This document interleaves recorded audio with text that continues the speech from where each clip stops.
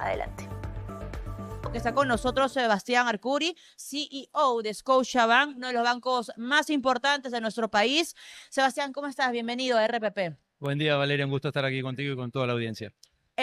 Has participado en uno de los paneles que dejó más carne, ¿no? Desde el punto de vista periodístico, pero es la visión de los tomadores de decisiones. Entre este panel estuvieron representantes de varios sectores que son claves para la economía del Perú. Desde la banca, tú representas bastante bien este espacio. ¿Cuáles son los desafíos más importantes que se nos avecina para los ciudadanos en el 2026? Bueno, creo que desde el punto de vista económico tenemos que continuar con este crecimiento que comenzó en el 2025, que entramos bien en el 2026 y fue muy bueno ver al empresariado aquí presente con una visión similar, ¿no? Con una visión de crecimiento, una visión optimista, que a pesar de las elecciones creemos que podemos crecer arriba del 3%. ¿Resumirías como el papel del sector empresarial, optimismo, Sebastián? Sí, veo optimismo en todos los sectores donde vemos la posibilidad de crecimiento económico impulsados por un lado, la necesidad de continuar invirtiendo en infraestructura, donde como Banco Internacional estamos comprometidos a facilitar esa inversión. Se habla de entre 100.000 y 140.000 millones de dólares que precisamos en la economía peruana para maximizar nuestro potencial, así que estamos muy comprometidos con eso.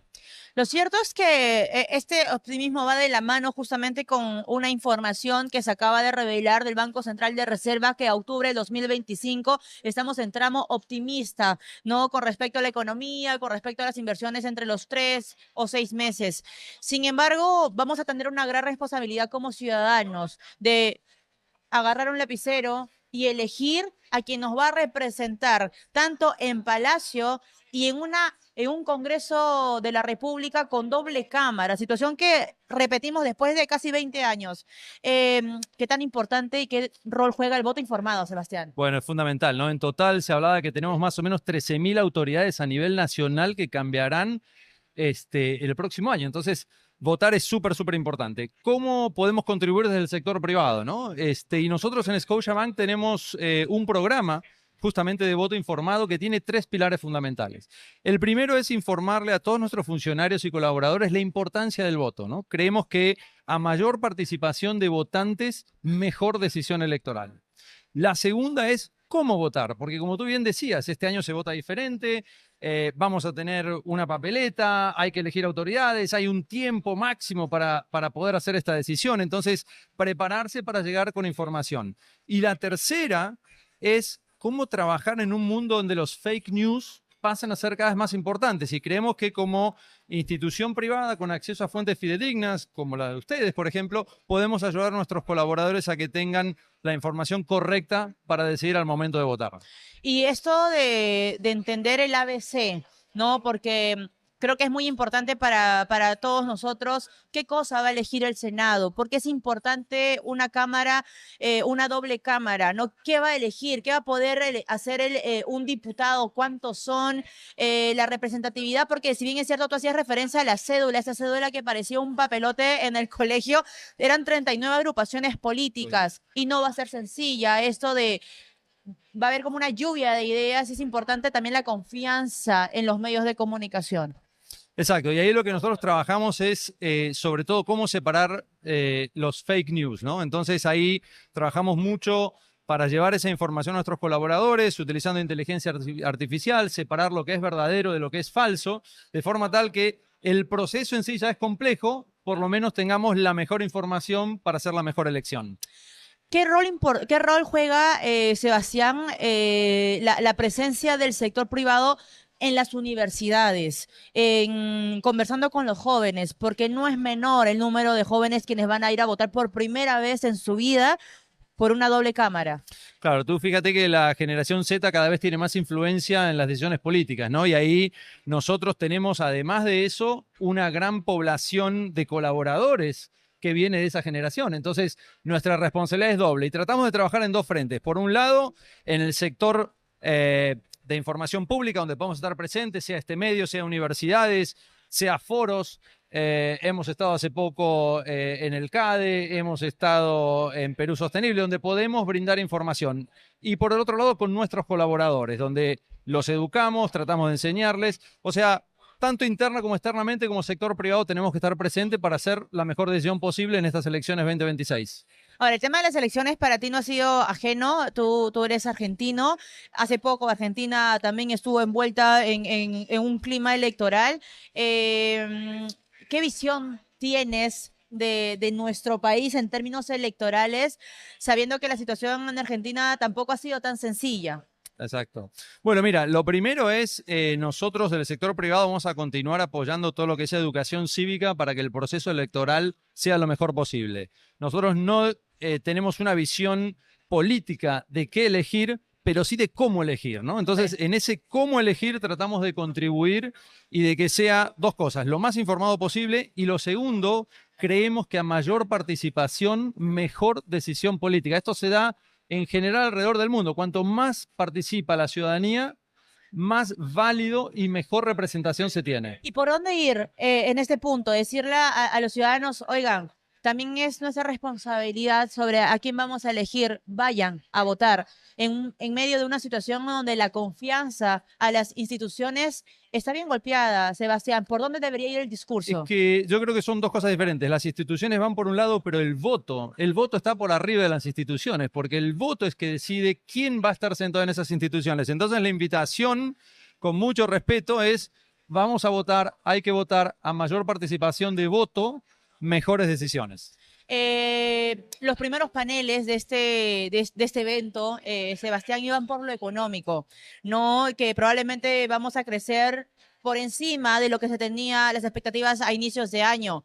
Y está bien, pero no es suficiente para luchar contra la pobreza y hay una alta demanda por las brechas amplias en nuestro país. Hay sectores que no se han podido recuperar después de la pandemia. ¿Cuáles son los no negociables en materia económica que tú resaltas que ha funcionado bien en la economía peruana, pero para los próximos 5 años dirías, eso no lo toquemos? Mira, yo creo que son tres pilares fundamentales. El primero es nosotros hoy crecemos al 3%. Si queremos crecer más rápido, vamos a tener que trabajar en algunos frentes. El primero es seguridad jurídica, ¿no? Tener seguridad jurídica le da confianza al empresariado para iniciar grandes proyectos y a la banca para financiarlos. Ese te diría que es el primer proyecto. El segundo es cómo transferimos el crecimiento económico a mejora social, ¿no? Entonces, los proyectos económicos son la base fundamental, pero la economía no resuelve, el crecimiento económico por sí no resuelve las gaps o las brechas sociales a que tú decías referencia, ¿no? Entonces, ¿cómo hacemos para que la economía que está fuerte, que está creciendo rápido, se traduzca en mejoras sociales? Y la tercera pierna es educación, porque si nosotros queremos que el crecimiento económico pase del 3 al 5, vamos a necesitar la seguridad jurídica que mencionábamos, el traspaso de beneficio económico a beneficio social, y el catalizador de eso es la educación. Y con eso cierro, Sebastián. ¿Por qué seguir apostando por nuestro país? Bueno, primero que nada porque tenemos un potencial enorme, nuestros términos de intercambio están en los mejores momentos, tenemos una consolidación macroeconómica que es la envidia de América Latina, y creo que además estamos en un contexto internacional donde el Perú está muy bien posicionado por lo que le puede proveer al mundo, que son, por un lado, alimentos. Todo lo que está sucediendo en la agroindustria es impresionante y tendría que ser orgullo de todo el Perú, de cómo nos estamos posicionando como uno de los primeros productores mundiales en ese rubro. Y el segundo, por la demanda de minerales que el Perú puede proveer. Muy bien. Sebastián, muchas gracias por acompañarnos Gracias, Valeria. el día de hoy. Sebastián Arcuri, CEO de Scotiabank en Perú, estuvo con nosotros. Muy bien, amigos, continuamos nosotros compartiendo justamente algunas conclusiones, el balance, expectativas del sector privado en un año desafiante, como lo habíamos señalado al inicio del programa, que significará pues el 2026. A continuación, Tomás Delgado, CEO de TGP. Muy bien, amigos, nosotros continuamos con más informaciones. RPP, por supuesto, presente en este evento importante, Perú en el 2026. Las apuestas empresariales de un año clave para el país, un año preelectoral, un año desafiante, además, el que se viene 2026. Está con nosotros Tomás Delgado, él es CEO de Transportadora de Gas del Perú, TGP.